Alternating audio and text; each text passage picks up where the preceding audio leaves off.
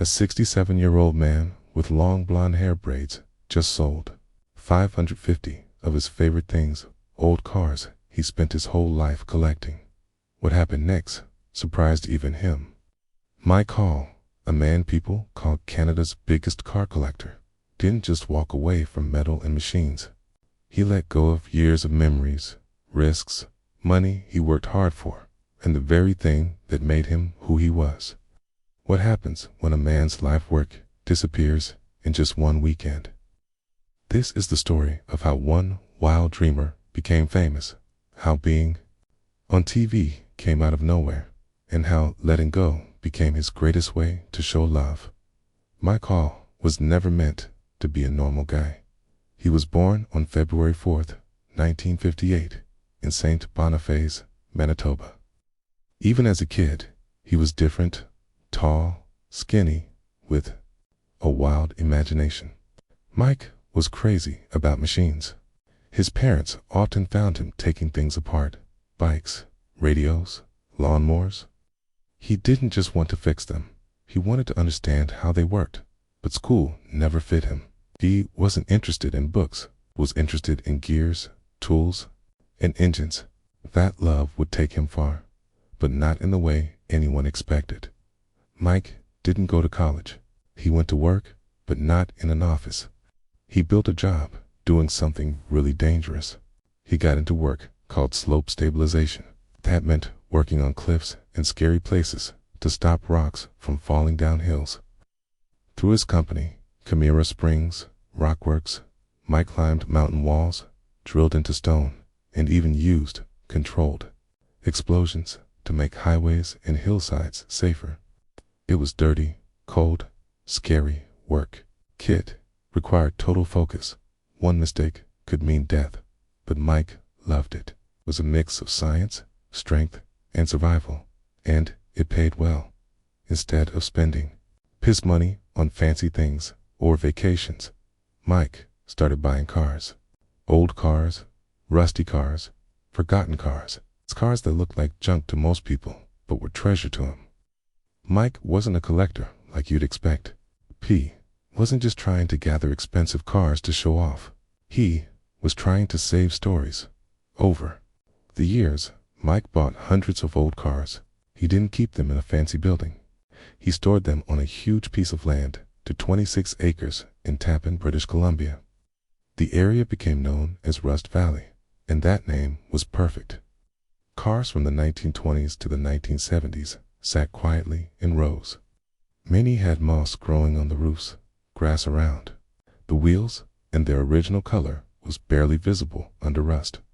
But Mike didn't see wrecks. He saw history.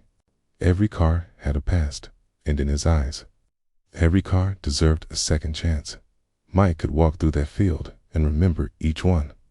He remembered where he got it, what it needed, and even the name of the person who sold it to him. His memory for cars was almost like a photograph. He once joked, "I can't remember where I parked my truck, but I can tell you the compression ratio of a 1968 Dodge Dart," and it was true. Cars weren't just a hobby for Mike. They were part of who he was. At first, people thought he was crazy, who would buy hundreds of broken cars and leave them outside. Friends, neighbors, even family told him it was too much. But Mike didn't care. He believed that one day he'd fix them all. He thought of himself as someone saving pieces of the past before they disappeared forever. For years, he worked quietly, slowly fixing a few cars, adding more to the collection, and putting everything he had into the land and the dream. But Mike's life changed forever when a film crew noticed his property. He had been on a show called Highway Through Hell before, doing rescue work.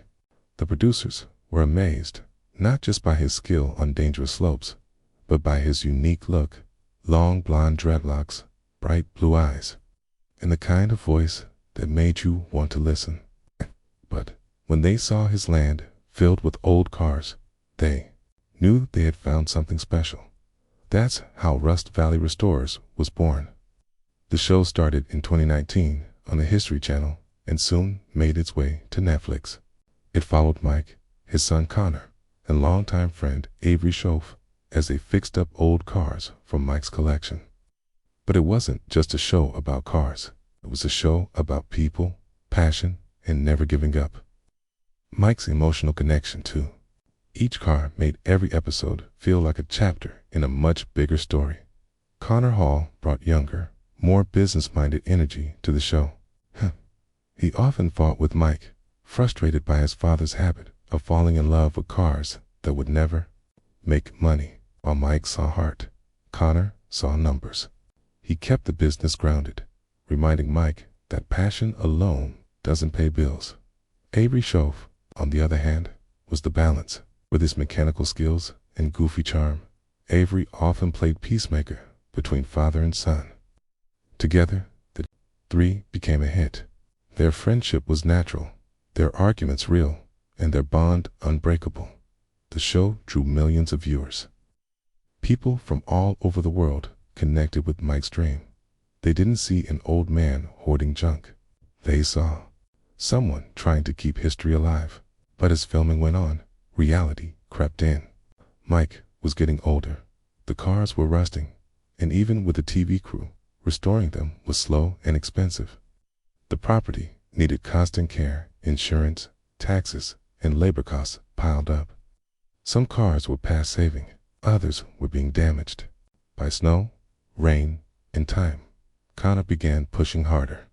They needed to make a change, either sell the cars or risk losing everything. It was the decision Mike had been avoiding for years. But by 2017, he finally accepted it. He listed part of his land for sale, 5 acres, including the shop, for $1.45 million. The goal wasn't to walk away, but to get help, to find someone who could share the load. The reaction was mixed. Some fans were heartbroken, others were relieved. But Mike knew it was the right call. Then came the auction of 2021. It was the biggest emotional test of Mike's life. Hundreds of cars were lined up, cleaned up, and tagged with price labels. Car lovers from across North America traveled to see it.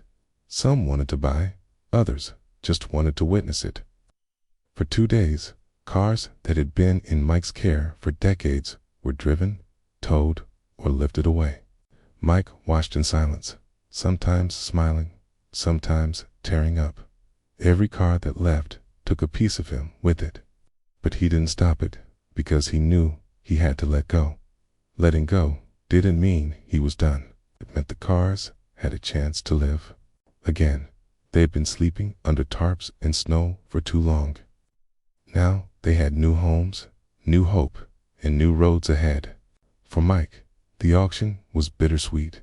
Sad, yes, but freeing. After the auction, Mike's approach changed.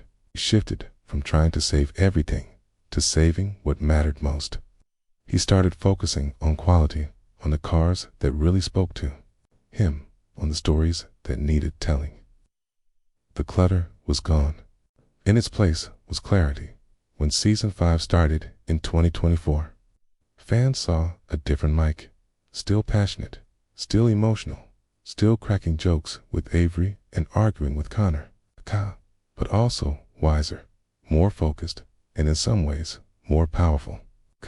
He was no longer buried under hundreds of unfinished dreams. He was choosing carefully, working slowly, and building something that could last. The shop itself had changed too. Connor, now married and more confident, had taken on more of the operations. He brought in new systems, set budgets, and made sure the business had a future. He still butted heads with his dad, but there was new respect between them. They weren't just father and son, they were partners. Avery remained the heart of the crew. Whether he was fixing a transmission or making everyone laugh, he brought balance. He reminded viewers that it's not just about what you build, it's about who you build it. With Rust Valley restores continued to grow. Tourists kept coming. The town of Tappan became a destination, and viewers kept tuning in. Not just for the cars, but for the emotions, the lessons, and the bond between the characters. It became a show about second chances, not just for cars, but for people Behind the scenes, Mike was also thinking about the future. He began teaching young mechanics, showing them not just how to fix cars, but how to respect them.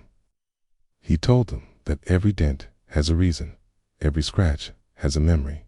Cars aren't just machines, they're time capsules, and when you restore one, you're bringing someone's past back to life. He also became a quiet leader in the old car restoration community. He spoke at events, visited schools, and encouraged others to follow their passion, but with purpose.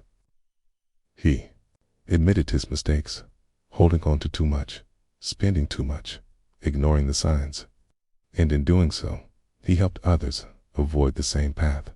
Mike Hall's story isn't just a TV show. It's a real-life lesson about how passion can drive us, consume us, and eventually teach us how to let go.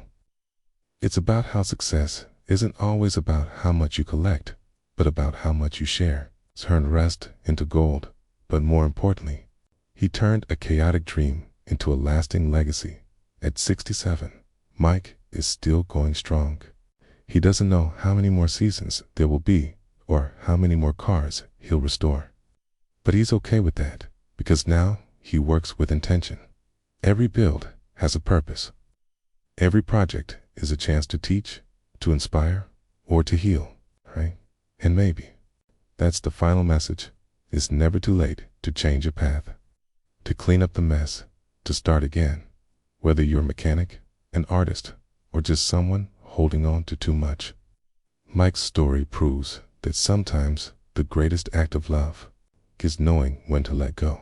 So if you've ever felt stuck, lost in your own version of a rusted field, remember, this letting go doesn't mean giving up. It means making room for what matters. Subscribe now to see what Mike Hall restores next, and discover how every bolt, every wheel, and every story can bring the past roaring back to life.